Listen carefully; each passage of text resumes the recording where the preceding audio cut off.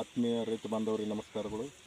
ಇವತ್ತಿನ ದಿನ ನಾವು ಶಾಂತು ಬೆಳಮಿಗೆ ಅವರ ಹೊಲದಲ್ಲಿ ಶೂನ್ಯ ಬಂಡವಾಳ ಪದ್ಧತಿಯಲ್ಲಿ ನೈಸರ್ಗಿಕ ಕೃಷಿ ಅನ್ನೋ ಒಂದು ವೀಕ್ಷಣೆಗೆ ಬಂದಿದ್ದೆವು. ತಾವು ನೋಡ್ಬೋದು, ಸಾಲ ಇಲ್ಲಿ ಬನ್ನಿ. ಇದು ಸಾಲಿನಿಂದ ಸಾಲಿಗೆ 5 ಫೂಟ್ ಒಳಗಿಂದ ಪಟ್ಟ ಪದ್ಧತಿ ಮಾದರಿಯಲ್ಲಿ ಇವರನ್ನು ಕಬ್ಬನ್ನು ನಾಟಿ ಮಾಡಿದ್ದಾರೆ. ಈ ಸಾಲಿನಿಂದ ಸಾಲಿಗೆ 5 ಫೂಟು ಮತ್ತು ಈ ಮಧ್ಯಭಾಗದಲ್ಲಿ 10 ಫೂಟನ್ನು ಅವರು ಗ್ಯಾಪ್ ಮಾಡಿದ್ದಾರೆ. ಈ 10 ಫೂಟ್ ಗ್ಯಾಪ್ಗಳಲ್ಲಿ ನಾವೆಲ್ಲ ಏನೆಲ್ಲ ಬೆಳೆಗಳನ್ನು ಬೆಳ್ಬೋದು ಅಂದ್ರೆ ನಾವು ನೋಡ್ಬೋದು. ಇಲ್ಲಿ ಲೈವ್ ಆಗಿ ಒಂದು 2 ಸೈಡ ಮೆಣಸಿನ ಗಿಡನ ಹಚ್ಚಿದ್ದಾರೆ. ಮಧ್ಯಭಾಗದಲ್ಲಿ ಬದನೆ ಗಿಡ ಹಾಗೂ ಚೆಂಡು ಹೂವುಗಳು. ಮೆಣಸಿನ ಗಿಡದ ಒಂದು ಸಂರಕ್ಷಣೆಗಾಗಿ ಚೆಂಡು ಹೂವು. ಇಷ್ಟೇ ಅಲ್ಲ, ಇಂಥ ಹಲವಾರು ಬೆಳೆಗಳು, ಸೌತೆಕಾಯಿ ಅನ್ಕೋಬೋದು, ನೀವು ಕಡ್ಲಿ ಅನ್ಕೋಬೋದು, ಈ ಥರ ಒಂದು ಮಿಶ್ರ ಬೇಸಾಯ ಪದ್ಧತಿಯನ್ನು ಅಳವಡಿಸ್ಕೊಂಡಿದ್ದಾರೆ. ಹಾಗೂ ನಾನು ವೀಕ್ಷಣೆ ಮಾಡಿದೆ, ಒಂದು ವೇಳೆ ಇಲ್ಲಿ ನೋಡ್ಬೋದು, ಎಲ್ಲ ಹಾರ್ವೆಸ್ಟ್ ಆಗಿದೆ.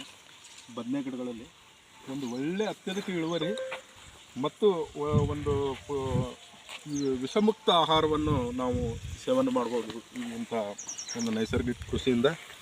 ತಾವಿಲ್ಲಿ ನೋಡ್ಬೋದು, ಈ ಒಂದು ಗಿಡಗಳ ಬೆಳವಣಿಗೆ ನೋಡ್ಬೋದು. ಇಲ್ಲಿ ಕಾಯಿ ಇದೆ, ಈಗ ಇದ್ರದ್ದು ಆಗಮನ ಆಗಿದೆ. ಆದರೂ ಸಹ ಇದೊಂದು ರೈತನಿಗೆ ಒಂದು ಆತ್ಮತೃಪ್ತಿ ಹಾಗೂ ವಿಷಮುಕ್ತ ಆಹಾರವನ್ನು ನಾವು ಸೇವನೆ ಮಾಡ್ಬೋದು. ಹಾಗೆ ತಾವಿಲ್ಲಿ ನೋಡ್ಬೋದು, ಕಬ್ಬಿನ ಒಂದು ಒಡೆತ ತಾವಿಲ್ಲಿ ಒಂದು ಪರೀಕ್ಷೆ ಮಾಡ್ಬೋದು. ಕೇವಲ ಜೀವಾಮೃತ, ಗೋಪುರಾಮೃತ ಹಾಗೂ ಹೀಗೆ ಹಲವಾರು ರಾಸಾಯನಿಕ ಮುಕ್ತ ಕೃಷಿಯನ್ನು ಅಳವಡಿಸಿಕೊಂಡು ಅವ್ರದ್ದು ಮಾಡಿದ್ದಾರೆ. ಬೇರಿನ ಬೆಳೆಗಳಿಗೆ ನಾವು ಇಲ್ಲಿವರೆಗೆ ಅಬ್ಸರ್ವ್ ಮಾಡಿದ್ದೆವು. ಒಳ್ಳೆ ರೀತಿಯ ಒಂದು ಫಲಿತಾಂಶವಿದೆ. ಆರ್ಥಿಕವಾಗಿ ರೈತರು ಇವತ್ತಿನ ದಿನ ಭಾಳಷ್ಟು ಸಂಕಷ್ಟದಲ್ಲಿದ್ದಾರೆ. ಯಾಕೆಂದರೆ 1 ಎಕರೆ ಕಬ್ಬಿಗೆ ಒಂದು ನಿರ್ವಹಣೆ ಕ್ರಮವಾಗಿ ನಾವೊಂದು 50,000 ರೂಪಾಯಿ ಖರ್ಚು ಮಾಡ್ತೇವೆ. 3 ಸಲ ಗೊಬ್ಬರ ಹಾಕ್ತೇವೆ, ಈ ಥರ ಎಲ್ಲ ಮಾಡ್ತೇವೆ. ಆದರೂ ಈ ಸಾವಯವ ಪದ್ಧತಿಯಲ್ಲಿ ಒಂದು ಮಾನಸಿಕ ನೆಮ್ಮದಿ ಮತ್ತು ರೈತನ ಒಂದು ಆರ್ಥಿಕತೆ ನಷ್ಟದ ಒಂದು ಕಡಿತ ಸಹ ಮಾಡ್ಬೋದು. ಹಲವಾರು ಬೆಳೆಗಳನ್ನು ಈ ಪಟ್ಟ ಪದ್ಧತಿಯಲ್ಲಿ ಬೆಳ್ಕೋಬೋದು ಎಂದು ಶಾಂತು ಬೆಳಮಿಗೆ ಅವರು ಒಂದು ಪ್ರೂವ್ ಮಾಡಿದ್ದಾರೆ.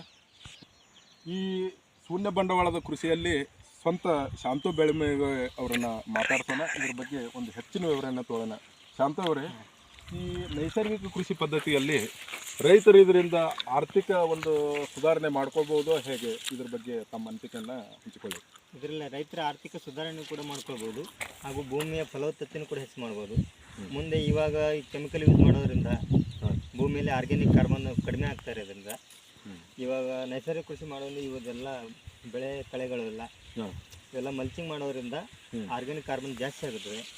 ಇವಾಗ ರಿಸಲ್ಟ್ ಕಡಿಮೆ, ಮುಂದೆ ಬರ್ತಾ ರಿಸಲ್ಟ್ ಜಾಸ್ತಿನೇ ಹಾಕೋದು ಬರ್ತದೆ ಇದರಿಂದ.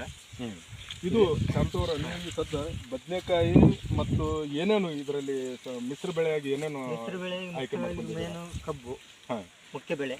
ತದನಂತರ ಕಡಲೆ ಹಾಕಿದ್ದೀವಿ ಸೆಂಟ್ರಲ್ಲಿ. 5 ಫೂಟಿನ ಮಧ್ಯಭಾಗದಲ್ಲಿ ಕಡಲೆ ಇವಾಗ ರಾಶಿ ಆಗಿದೆ. 1 ಕ್ವಿಂಟಲ್ ಕಡಲೆ ಬಂದಿದೆ ಇವಾಗ. ಅದಕ್ಕೆ ತದನಂತರ ಈರುಳ್ಳಿ ಇದೆ. ಈರುಳ್ಳಿ ಹಾಕಿದ್ರಿ? ತದನಂತರ ಚೆಂಡು ಹೂವು ಹಾಗೂ ಮೆಣಸಿನಕಾಯಿ. ತದನಂತರ ಬದನೆಕಾಯಿ. ಆ ಸೈಡು ಟೊಮೆಟೊ ಇದೆ. ನಮಗೆ ಮನೆಗೆ ಬೇಕಾಗುವಂತ ತರಕಾರಿಗಳು ಪ್ರತಿಯೊಂದು ಇದರಲ್ಲಿ ಬೆಳೆದಿದ್ದೀವಿ. ಅದೇ ತರ ನೀವು ಮಾರ್ಕೆಟು ಮಾಡಿದ್ದೀರಿ? ಮಾರ್ಕೆಟು ಮಾಡಿದೆ. ಇದು ಮಾರ್ಕೆಟ್ ಎಷ್ಟಾಗಿದೆ ಇದರಲ್ಲಿ? ಇಲ್ಲಿವರೆಗೂ ಆಗಿರೋ 18,000 ಮಾರ್ಕೆಟ್ ಅಲ್ಲೇ ಬಂದಿದೆ ನನಗೆ. ಇನ್ನು ಮುಂದೆ ಫಲ ಇದೆ. ಇನ್ನು ಕಡ್ಲಿದು ಎಷ್ಟಾಗಿದೆ? ಕಡ್ಲಿ ಎಷ್ಟಾಗಿದೆ ಶಾಂತವ್ರು? ಕಡ್ಲಿ 1 ಕ್ವಿಂಟಲ್ ಕಡ್ಲಿ ಆಗಿದೆ. ಸಾವಯವ ಪದ್ಧತಿಯಲ್ಲಿ 1 ಕ್ವಿಂಟಲ್ ಕಡ್ಲಿ ಬೆಳೆದಿದ್ದೀರಾ. ಮತ್ತು ಈಗ ಹಲವಾರು ಈ ಥರ ಮಿಶ್ರ ಬೇಸಾಯನ ಮಾಡಿದ್ದೀರ, ಅಂತರ ಬೆಳೆಯಾಗಿ ಬೆಳೆಗಳು ಮಾಡಿದ್ದೀರ. ತುಂಬ ಸಂತೋಷವಾಯಿತು ಶಾಂತವ್ರೆ, ನಿಮ್ಮ ಒಂದು ಪ್ಲಾಟ್ ನೋಡಿ ವೀಕ್ಷಣೆ ಮಾಡಿ. ವೀಕ್ಷಕರೇ, ತಾವು ನೋಡ್ಬೋದು, ಕಬ್ಬಿನ ಬೆಳವಣಿಗೆ 3 ತಿಂಗಳು ಕಬ್ಬಿದೆ. ನಾವು ಹಾಕುವ ಕೆಮಿಕಲ್ ಗೊಬ್ಬರಗಿಂತಲೂ ಉನ್ನತ ಮಟ್ಟದಲ್ಲಿ ಕಬ್ಬಿನ ಒಂದು ಮರಿಗಳ ಸಂಖ್ಯೆನೂ ಅದೇ ಥರ ಇದೆ. ಮತ್ತು ಕ್ಲೋರೋಫಿಲ್ ಆಕ್ಟಿವಿಟಿ ತಾವು ಇಲ್ಲಿ ನೋಡ್ಬೋದು. ಕಬ್ಬಿನಲ್ಲಿ ಒಂದು ಗಾಢವಾದ ಹಸಿರು ಬಣ್ಣ ಮತ್ತು ಒಳ್ಳೆ ಕಬ್ಬು ಬಂದಿದೆ ಅಂತ ಈ ಸಂದರ್ಭದಲ್ಲಿ ನಾವು ಹೇಳ್ತೇವೆ. ಧನ್ಯವಾದಗಳು.